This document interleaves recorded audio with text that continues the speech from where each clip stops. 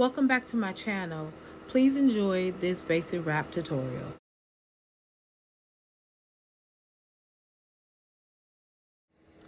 Hey, this is Kaysa. I'm back for another video, and in this video I'm not going to be on camera because I'm actually going to be doing a demonstration.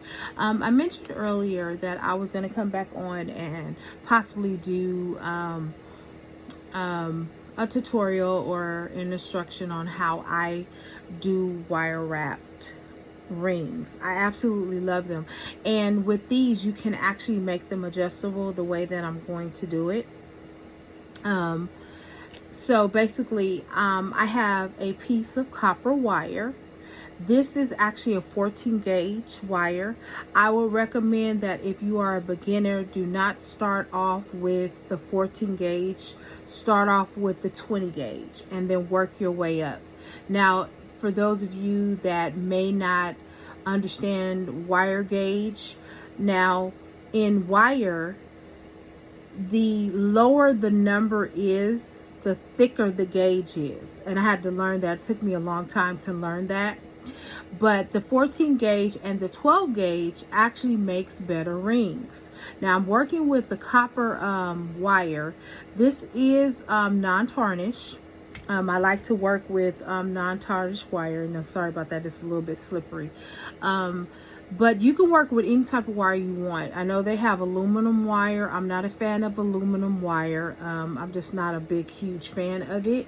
I can tell you right now that I don't like working with it simply because it's not hard.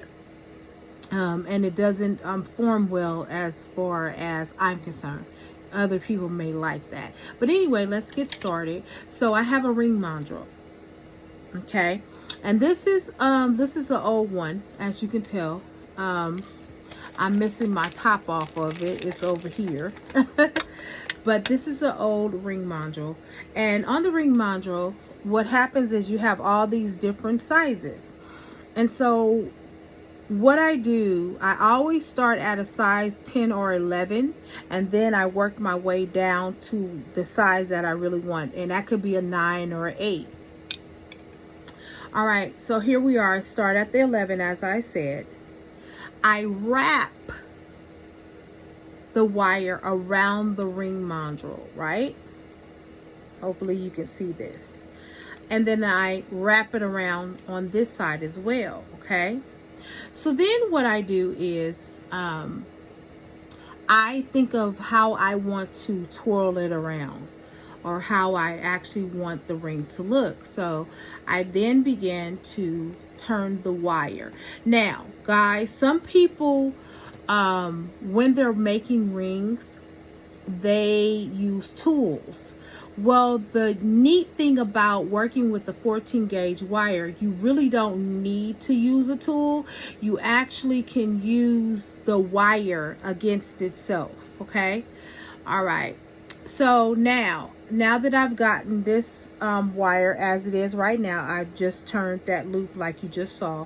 I want to actually expand this a little bit. So I'm going to actually take this and move it towards the front because I want to get another design going here. And as you can see, here's the design for me, okay? All right, now you always want to squeeze it because it will, you know, wire is wire basically, and it will move around and do all kinds of things. So now I'm going to also do another round because again, I'm creating a style with the ring, okay? Now I'm going to actually push this in, okay? Because what I'm trying to do is I am form fitting it.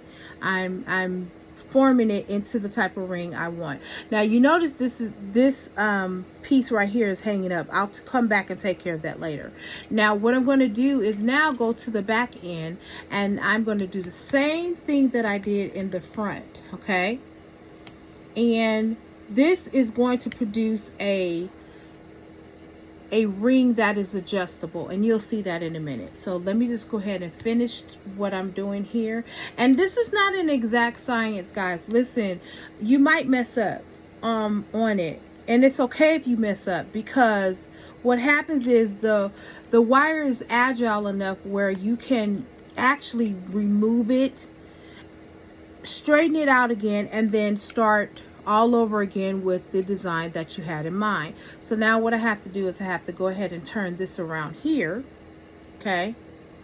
All right. And this is going to be a larger ring. So now what I'm going to do is take this off the ring module, and then I'm going to kind of squeeze it in. Okay. Then I'm going to cut the wire because I don't need the extra wire here. Okay. So then after I do that, I'm going to take my pliers and I'm going to kind of curve it in a little bit. Now we curve it in because we don't want that edge to cut anybody, because once you put it on the finger, you know, you don't want any stabbing or anything like that. You never want any type of stabbing. So I'm going to finish off this end right here, and I'm just going to loop it around a little bit. I'm going to loop it just like that, and I'm going to keep looping it. Now, you see I have a ring, but I need to do something else with it. Now, I'm going to take my hammer just to give it a little bit of a texture. I like to have texture on the ring, okay? So, here is the ring. Now, I'm going to just hammer it down a little bit. It doesn't take a lot, but you kind of want to just hammer it down to get a little bit of structure. You don't have to have a specific type of hammer. You can actually use a regular hammer, to be honest, but I use this hammer because it does have this rubber mallet on there, and it does give a texture, a specific texture. Your goal is not to damage the wire, okay? You don't want any dents in the wire or anything like that, okay? So as you can see, I'm hammering it right now, right? Okay, now I'm taking it off, and voila, here's the ring. Now, the thing about this is I love this because now you don't have any edges that are tearing against your skin or anything like that. Now, let me show you what I was talking about in reference to the adjustable part of it. So if you want to go smaller, what you would do is just simply squeeze the ring. So if I didn't just want to wear it on this finger, I could actually wear it on this finger, okay? And these type of rings actually look great on the index finger or the middle finger. So what I'm doing right here is now I'm simply just squeezing it in the middle, and there you have it. There's your adjustable ring. I hope this was a great tutorial for you. If you have any questions going forward, let me know. Always understand that the ring is pliable, so you can always move it around and adjust it a little bit smaller, just like I'm doing right here, and you can get a different size ring, okay? I love this ring. I absolutely love it. It's very, very stylish. And again, I use 14 gauge copper wire. This is the wire right here. I again would recommend, if you are a beginner at making wire wrap, you would want to start with a 20 gauge. That is my recommendation, because you know, when you get into the bigger wires, you don't want to mess it up. You really just have to really have spent a lot of time wire wrapping the ring. Now, wire wrapping, it doesn't, you know, come overnight. You have to get your own practices in. You have to feel the wire. You have to become one with the wire. And you basically have to decide, how do you want the wire to look, okay? Or how do you want the ring to look? And you can also do this with earrings. You can make wire wrap earrings as well. There's a way to do that. Maybe I'll do a brief tutorial on that as well. But I hope this has helped somebody that might be interested in doing wire wrap.